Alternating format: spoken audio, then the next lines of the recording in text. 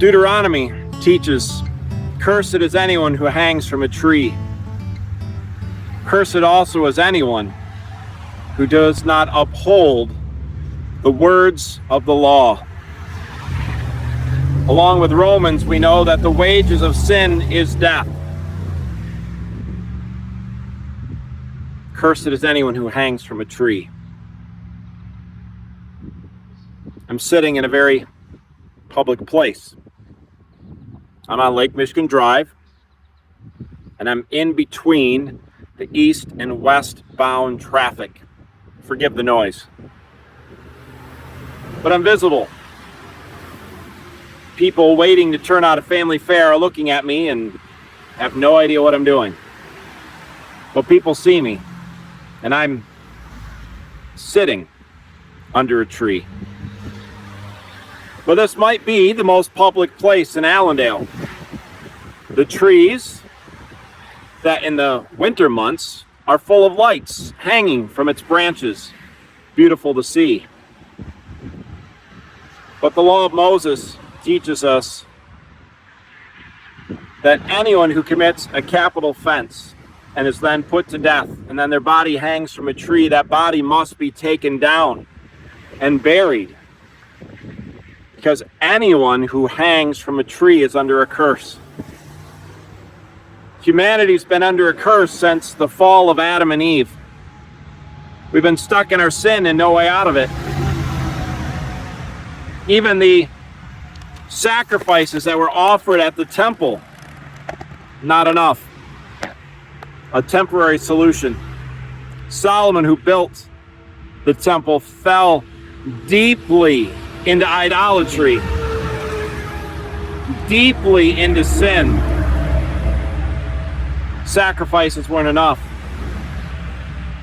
So ultimately, Jesus came himself, born of a virgin, born without sin. He is the perfect, the spotless Lamb who takes away the sins of the world.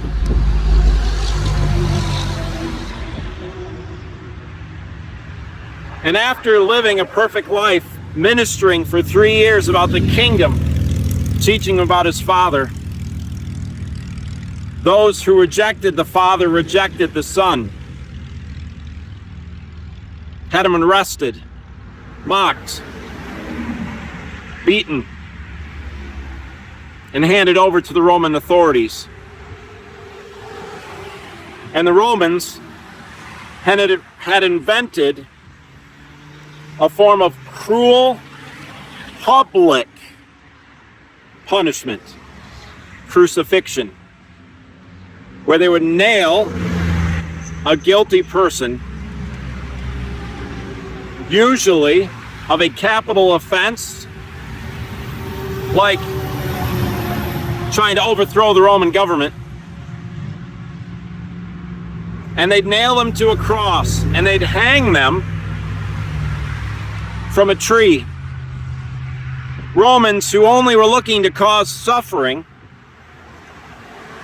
actually setting up an apparatus that Jesus was willing to go on so that he could become a curse. He would take on the curse of humanity so that you and I, who are under the curse, who are under the weight of God's judgment, could be removed from that curse, set free from that curse. Through the blood of the Lamb, through the blood of Jesus Christ, we could be set free. This is what 1 Peter says, quoting Isaiah, that we might die to sin and live for righteousness.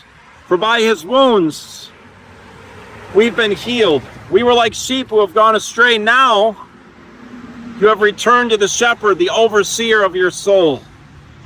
Galatians 3 says, Christ redeemed us from the curse of the law by becoming a curse for us. We are redeemed for righteousness' sake. The center of human history, it focuses and hinges on what Jesus did and what he allowed to be done to his body on a tree. He was under a curse. And they took his dead body and they buried it. And when you, by faith, are united with Christ, you then die with Christ along with your sin and your sinful ways, so that you can be raised with Christ and raised to a new life. Cursed are those who hang from a tree, but blessed are those who place their trust on him who has taken away the sins of the world, Jesus Christ.